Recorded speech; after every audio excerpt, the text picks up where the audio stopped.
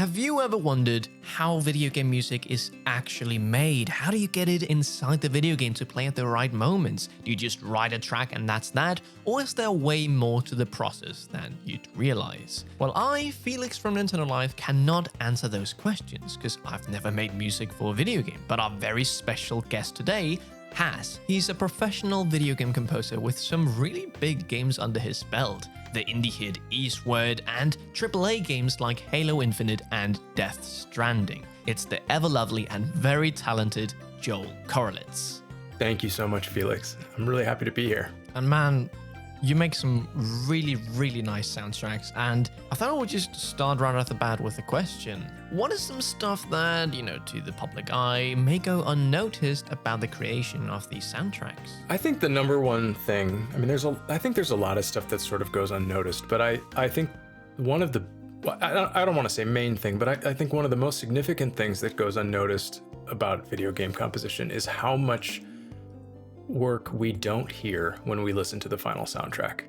I think there's a tendency, and I do the same thing, where you listen to a finished piece of work, whether it's a film score or a video game score or even a song, and what you don't hear is all the concepting, all the sketches, all the iteration, all the exploration that went into creating that final piece.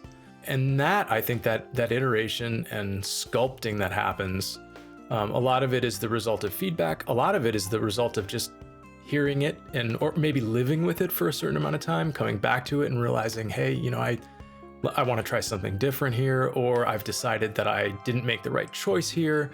I think that is a hugely significant part of the creative process. To me, it is actually really the bulk of the work that I actually do. Creating the final piece is just sort of what happens at the very end of that process. But creating all the stuff you don't hear is what happens throughout the process. Yeah. What I think would be really interesting, do you have like an example, for example, with a track? Sure. One thing that might be useful and relevant, since you mentioned Eastward, is Indoor. And for anyone who doesn't know the track, I'll play a little snippet here.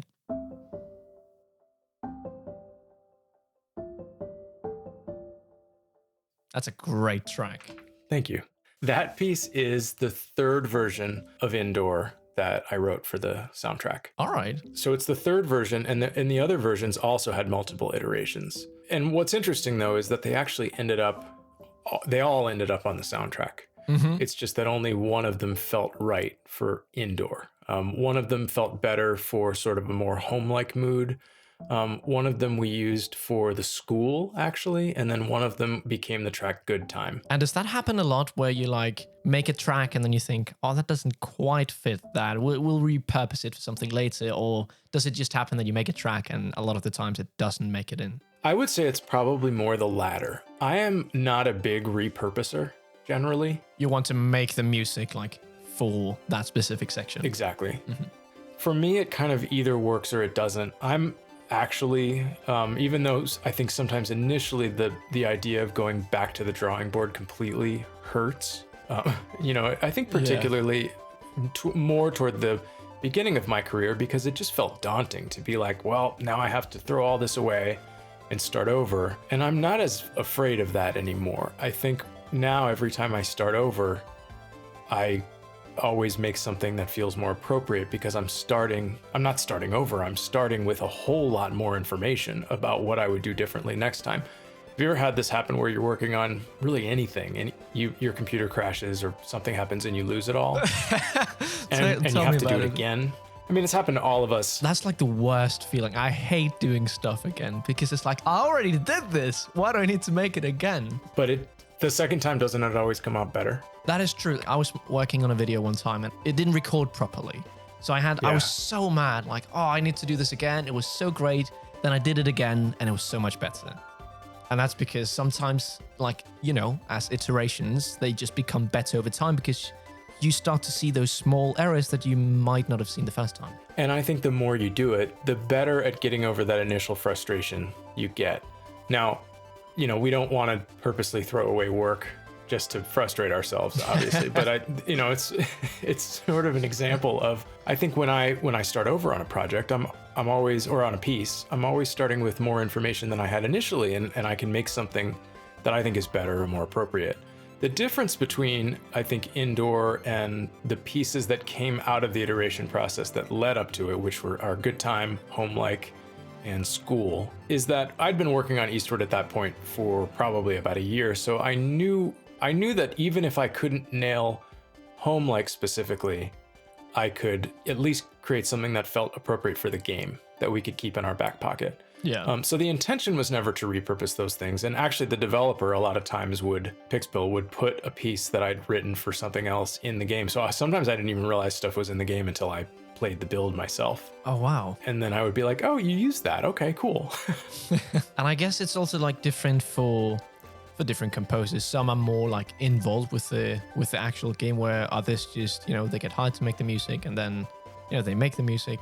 Like how involved are you as a composer in making a game? I know that's a big question, but for example, with Eastward, did you chat with the developers every day, or did you just like get to do a bit of your own and then you say, hey, this is what I made, it's bangers?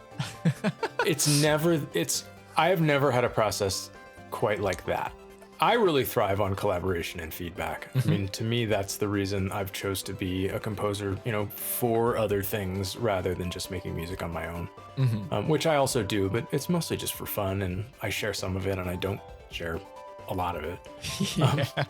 I think there's different aspects of every creative process that are similar, and there's some that are unique. So what was unique about Eastward was the whole creative process was over email. The whole process? Which is the whole process. Wow. I think it's the only soundtrack I've ever done where the entire communication, feedback, iteration, and revision process was all text-based. Oh, okay. That's insane. Yeah, I mean, it worked really well. I mean, so Tomo Chow, who was the producer of Eastward and the director of the studio, and effectively the music supervisor, and a really good. I don't think he would consider himself that as his main role, but he was a fantastic accidental music supervisor, because he knew exactly what he wanted the music to feel like and to be, and gave me really good feedback to get it to communicate what it needed to communicate. So yeah, I think initially it's more challenging, because I think the first couple pieces you write for any project are the most challenging, because you're trying to work out what the world sounds like. You're trying to establish a rule set for, what's the tone, what's the mood, what's the energy level, what's the palette, all these things. Yeah. So, because the music does, I made a video about this quite recently, but it's like the power of video game music. And I just sat down and talked about, I took the game Hollow Knight and then I changed out the music for a short hike.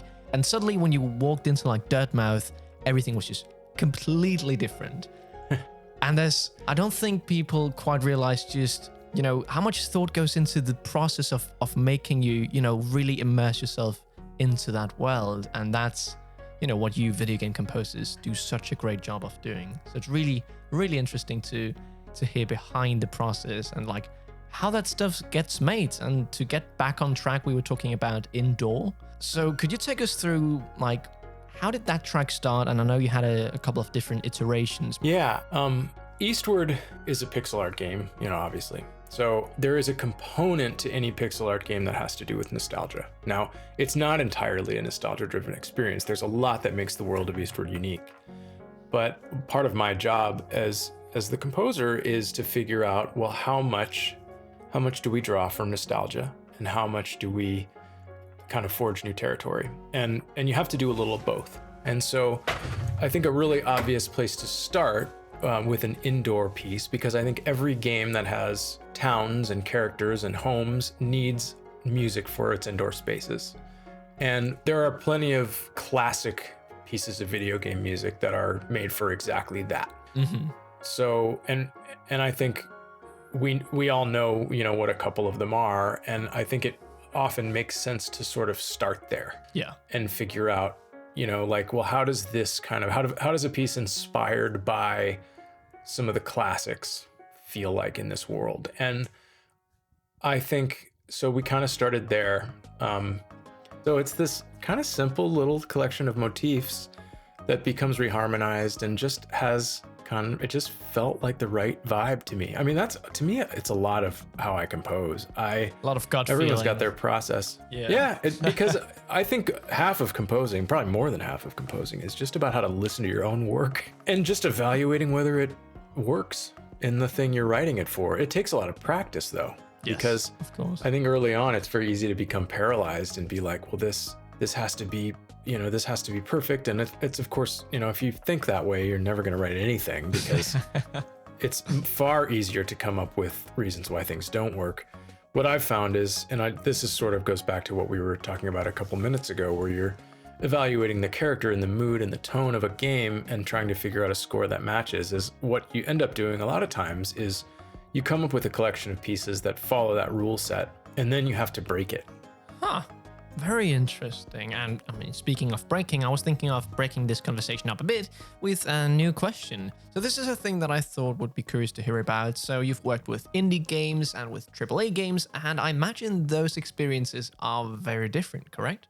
They are. And I love that variety. I think the main difference for me is very often with a AAA studio, you'll work with a music supervisor. The studio has someone that understands the needs, the musical needs of the game and the world really well. And it's their job to communicate to you, the composer, what the needs are and kind of evaluate the work based on all those needs and what the music needs to do. And they'll also sort of, they'll be the ones to organize, all right, it's like, well, we're going to do an hour of music or 2 hours of music or whatever it is. And that's going to break down into X number of pieces. And, some of them are going to be boss tracks and some of them are going to be environmental tracks or gameplay, whatever. So you're just there to make music and they're like the ones really keeping track of, okay, we need this, this, and this. And it has this rule set. Try to make something in this rule set. Exactly. So in some ways, the job is simpler because on an indie game, you are that person too, very often.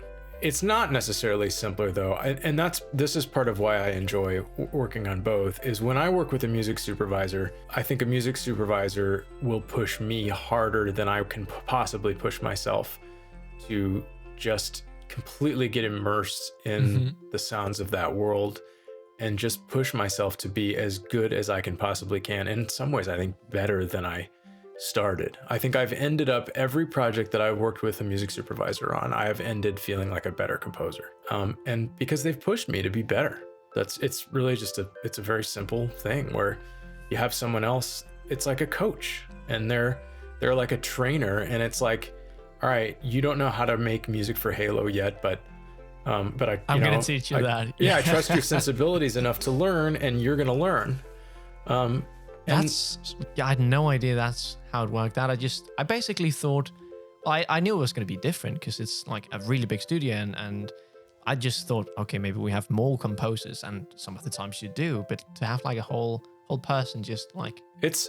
I really appreciate studios' commitment to have a music supervisor on staff, because not every studio does, and I think it really does enhance the output when you have one person that's kind of, especially if there are multiple composers on the project, when you have one person kind of at the crux of all the work that's coming in, that's making sure that it all feels cohesive and it all meets the needs of the project, I think it just ends up being that much better. So I really appreciate that when I have the opportunity to work with a music supervisor. And I also appreciate when I have to do that, because me understanding that role and all the things that you have to figure out, I think also make me better at the other kind of half of what the skill set that's required to be a composer, which is, not the part that's involved in making music, but the part that's involved in thinking about music and communicating and deciding. It's like, well, how long should this boss track be? It's like, well, how much does it, how long does it need to be? And those are all questions that somebody has to figure out. So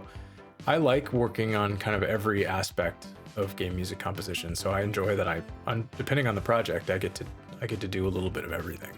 And you talk a bit about this on your own channel. I'll leave a link to that down in the description if people want to check that out. Still very much starting out, but I mean, we all have to start somewhere. Sure. No? It's hard to find time to make videos, honestly. But yeah, I mean, you're a full-time composer, so I could definitely see that. that being a problem. And you're always working, and you have a new release coming out soon in the DLC for Eastward, being Eastward Octopia. Yeah. So how is the process of that? You go from a game, you've already made music for a game, to come back. I know it's something different, but can you take a lot of from what you had, or did you have to rewire a lot of stuff since this is a farming sim? It's very different and I think that the score kind of parallels that. There's a lot of similarities to the world of Eastward. These are all familiar characters. I think the tone and the mood of the world is very relatable, but these are all characters in a completely different situation, in a completely different location. So I think the question is, well, what do we draw from the original score and what do we reinvent?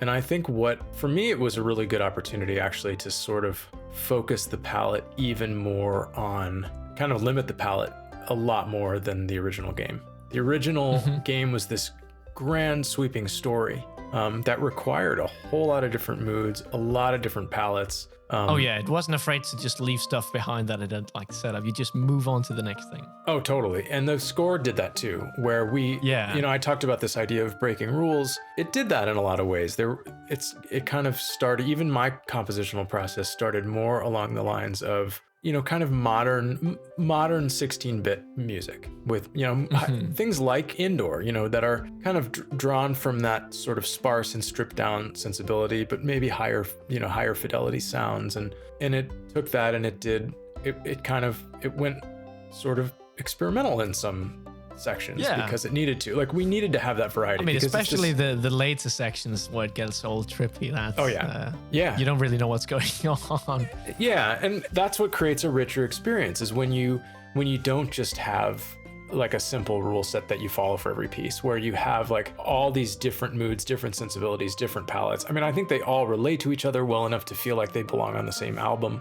Yeah, definitely. But it's also like it's a very dynamic experience, and it's designed to be. Octopia is a little more focused, and it was an opportunity. I mean, I just decided, all right, I'm just gonna make mostly. I mean, there are some different sounds that I draw from here and there, but I just decided I'm gonna make this be a fairly pure expression of 16-bit era music. I think that's lovely. And the DLC is actually out now. It released January 31st. So it's only $5 to $6, I think, at the moment. You can get like a 15% off. So if you want to listen to Joel's fantastic compositions in-game, you should definitely check out this DLC. But more, it's like a full-blown game. So good bang for your buck. Okay, so you've made your tracks. Do you just how do you get them inside the game? Because sometimes you have like a loop and you have to make it loop seamlessly, but other times you go to one area and a track starts like playing, and then, or maybe in a boss fight, you're battling and something happens, like maybe you hit it the third time and the music like amps up or something like that. Like how, in like simplified terms for people who don't really make music, like how do you get music into video games? Well, the term for how music, I think about it as the way that music lives inside a game. We call it's this umbrella term called implementation. Okay. And implementation is a whole different dimension to composing. So you write the piece, and then you have to figure out where the piece is going to go. So that's the simplest part of implementation. It's like, you think about, like in a classic RPG, you go inside, the music from the town stops. Or maybe it stops, maybe it gets filtered down, maybe a piece plays on top of it, maybe it completely ends and gets interrupted by another piece. All those are choices you have to make. Do things get interrupted? Do they fade out? Is there an intro? Do they loop? All those things are questions that we answer with implementation. The implementation in Eastward is fairly simple because it's designed to evoke classic action RPGs, and that's how they did that back in the day. It is, and that's how they, typically the tracks would play in an environment forever until you decide to go somewhere else, and that tends to be how tracks in Eastward work. But I mean, while we're on the topic, it's, even things like, all right, so you're in a town, you go inside a house, there's indoor music that plays inside the house, and then you go back out to the town. What do you do to the music in the town? Do you restart it? Or do you pause it while you're inside and then continue from the point where you paused it? Or what if, you're right in the middle of a phrase and you spend 10 minutes inside the house and you come back out and you sort of end up getting dropped in the middle of a piece? How do you solve that? So implementation is like, it's all the questions and answers that are involved in figuring out how music lives inside the game. And really now, with all the tools that there are, the possibilities are limitless. We decided on a fairly simple implementation scheme for Eastward, but really the sky's the limit. It's just something that I didn't really think that much about. And when I realized it was like, wow, it kind of blew my mind, because you start to realize just how many instances, okay, the music kicks in here, okay, there's a bridge there that leads into something, but it only gets triggered by if you do this specific thing, and I could go on. Well, think about it like this. So when you listen to a record or a linear piece of music, the x-axis is time, and it's always fixed, right? So you're gonna hear it the same way every time you play it, which is great. There's nothing wrong with that, because that tends to be how we enjoy listening to pieces of music again and again. We notice different things. I think as humans, we thrive on patterns and repetition. So, but in a video game, we don't have full control over time as the x-axis, because a player can play through a game however they want. So one person might take 10 times as long as another player. They might approach a boss or a town or a quest or whatever in a completely different way. So essentially what you're dealing with in implementation as you start to add complexity to it is you're dealing with a variable x-axis. So that's, I think, the way to think about it is so if you were to sit down and write a piece and you have a bridge somewhere, and that bridge happens at 2 minutes in your piece, for example, just for using, just regular minutes. Yeah. How does that translate to? I feel like I've been saying boss battle a lot, but I think that's kind of the reason I've been bringing it up is it's a good case for just, using a dynamic piece of music. So what if your bridge isn't at 2 minutes, but it's at phase 2 of that boss? So you have to tell the whatever middleware, which is a piece of software that controls how music is presented or how it lives in the game, all right, the game has to tell that piece of software. The one that I tend to use a lot is called Fmod. And that's actually the audio engine in Eastward. It'll somehow, in a way that feels musical and natural, it'll jump to that bridge at phase 2 instead of if it were just a regular old linear piece of music, it would happen at 2 minutes. So really, I think that's when hopefully I didn't make it sound way more complicated, but I think in a lot of ways, it's kind of the same thing as it's just a variable timeline, because you don't, a player could turn a game on and then go get a snack for 15 minutes and come back to the game, and you need to figure out, all right, it's like, well, what's happening? I do that all the time. I love just having video game music in the background. Like sometimes I start doing something else and it just becomes background music, which is really, really nice. Yeah, me too.